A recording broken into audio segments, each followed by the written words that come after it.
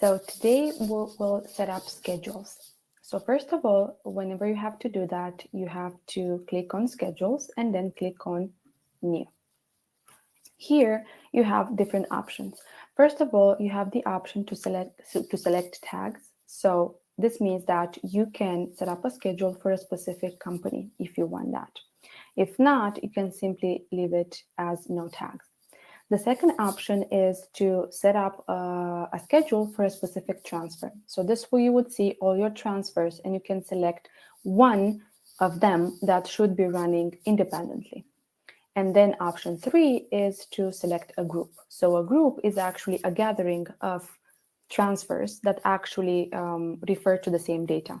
So for example, we have a group for customers, one for items, one for orders, and so on and so forth. So you can do that if you want. In my case, I prefer to use a group because then all the transfers within that group will run together. So I will select this specific group. Then description, if you want a specific description, you can add it here. If not, then we'll have a naming convention added for it. The interval, you can decide how often you want this to run. If you want it every 10 minutes, every hour, every day, so it's up to you. I will say once per day. Status, here we have 4 options. So we have OK, which means that everything is running without issues, so there are no errors. The second one is processing. This means that the schedule is running, so it's actually transferring the data. So you have to wait for it to finish so you can see the result. The third one would be error. So here the schedule ran, but then when it ended, it had an error. So you have to look into it and see what the issue is. And then the last one would be stopped, meaning that the schedule is actually inactive, is not running. So you have to go back and activate it manually. So this will be the statuses. In my case, I use OK because being the first time that I'm running, then it should be fine. I will wait for the status change as soon as the schedule runs. Then we have priorities. Here you can decide if it's high, normal, or low. I would say normal.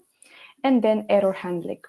When it comes to error handling, we have option 1, which is skip. So what this means is that if the schedule is running and at the end of it, we get an error, then it will not run again until its next time and date, right? So if the schedule is supposed to run once per day, right, and it runs one per day, but then it ends up with an error, then the schedule will not run again afterwards. It will wait for its next date and time to actually run. The second one is a retry. So this means that if the schedule failed, then it will automatically retry and will do that constantly until it is successful. So this is something, this means that if you use the retry, it will actually become a priority, and it will constantly run, meaning that the other schedules will not be able to run at this time. And then the last one is stop, meaning that if you have an error at the end of the schedule, then the schedule will stop. So it will become inactive.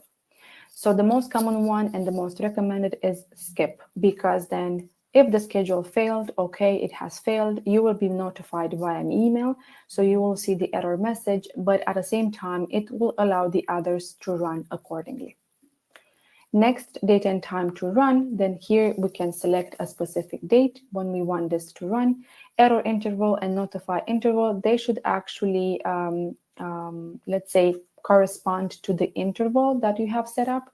So if your schedule is running every hour, it would be good to have a lower notify interval here, for example, because then you will be notified faster. But of course, it all depends on the company and the people that will monitor the integration, whether you want to be notified right away or you need to be notified within, let's say, 6 hours or more.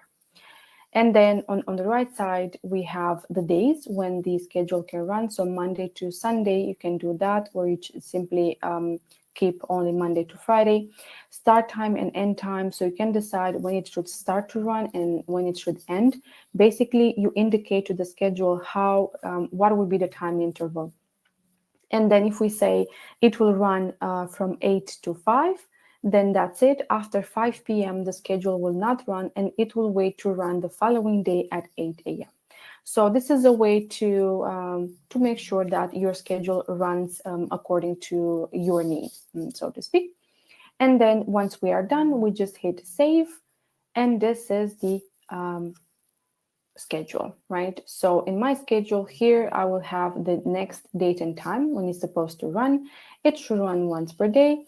Priority would be normal and the status would be okay. So and then next time it will run, I will be able to see either the okay status in green or the let's say the red one in error, right? So it's either this one or the other one. And every schedule can be run manually. If you select it here, you have the button start. So it will actually run the schedule ahead of its time. So you can do that if you really want to get a specific information into the destination system, or it can be stopped. If you want it to stop, you do not want to transfer this information moving forward. You just stop it and the status will be changed. And of course, if you need to delete it, you have here the option to delete it, and then you can always edit the schedule by clicking on the edit pencil, and you have here the option to make any changes that you want. And I think that will be it for schedules. Go ahead and set up your own schedules, and hopefully you'll have fun with it.